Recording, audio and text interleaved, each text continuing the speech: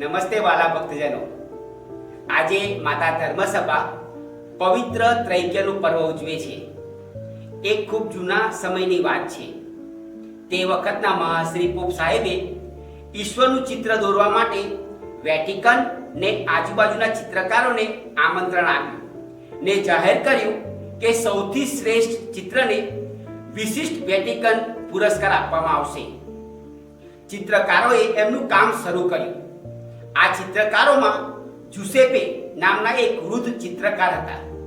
તેઓ ચિત્ર દોરતી વખતે જોકે ચડી જતા, પછી ચિત્રો બદલી નાખતા અને ફરી શરૂ કરતા. 2 મહિના પછીના નિયત સમય પછી પોપ શ્રી ચિત્રકારો પાસે આવ્યા અને અન્ય કાર્ડિનલો સાથે ચિત્રો જોતા ગયા. કોઈએ દાઢીવાળા પિતા, કોઈએ કરુણામૂર્તિ ઈસુ, કોઈએ પારેવાના રૂપમાં, કોઈએ સિંહાસન પર બિરાજમાન ઈસુ, તો કોઈએ ગોવાળના રૂપમાં ઈશ્વરને દોરવાનો પ્રયત્ન કર્યો હતો. પણ પોપશ્રીને એક પણ ચિત્ર પસંદ ન આવ્યું. એટલામાં ખૂણામાંથી નસકોરા બોલવાનો અવાજ આવ્યો. પોપશ્રી ત્યાં ગયા તો ચિત્રકાર જુસેપે એમના કેનવાસ પર માથું મૂકીને ઊંઘી ગયા હતા. પોપશ્રીએ એમનું કેનવાસ જોયું અને કહ્યું, આ છે ઈશ્વરનું ચિત્ર. પણ અન્ય કાર્ડિનલોએ કહ્યું કે યોર હોલીનેસ, એ તો કોરું છે. પોપશ્રીએ જવાબ આપ્યો, આ જ છે ઈશ્વરનું સાચું ચિત્ર. ઈશ્વર સાચે જ અવર્ણનીય છે.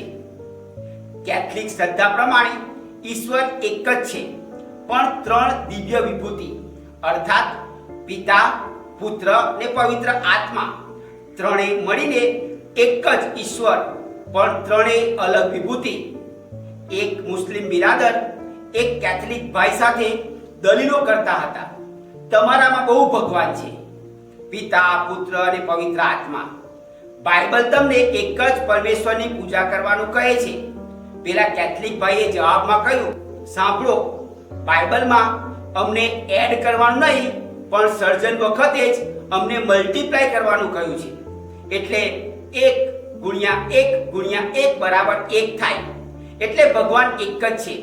બેશક આ રીતે આ ગૂઢ રહસ્ય સમજાવી શકાય નહીં. આ રહસ્ય ફક્ત શ્રદ્ધાના આધારે સ્વીકારી શકાય, પણ કોઈ ગણિત કે ભૌતિક કે રસાયણ વિજ્ઞાનની જેમ એની કોઈ ફોર્મ્યુલા ન હોઈ શકે.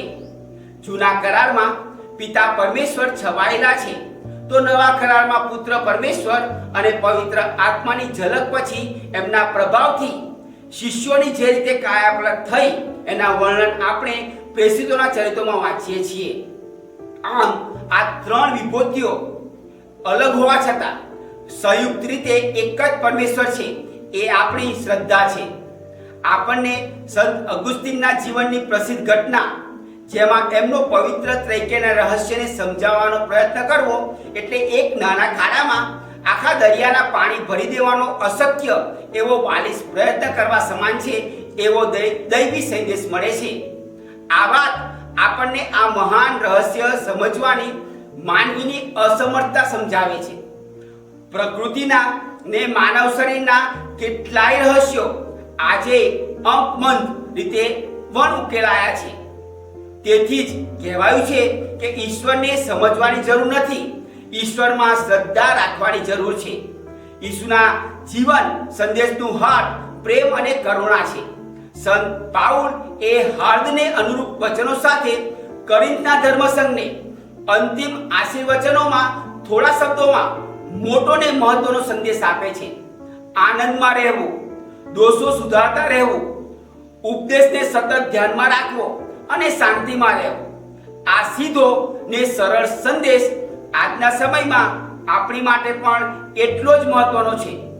આપણે આ સંદેશને અનુરૂપ જીવન જીવીએ તો આપોઆપ આપણે ઈસુના સાચા શિષ્ય બનવાના માર્ગ ઉપર અગ્રેસર થઈ શકીએ, ખરું ને? આપ સર્વ ઉપર ઈશ્વરની ખાસ આશીષ સૂત્રો.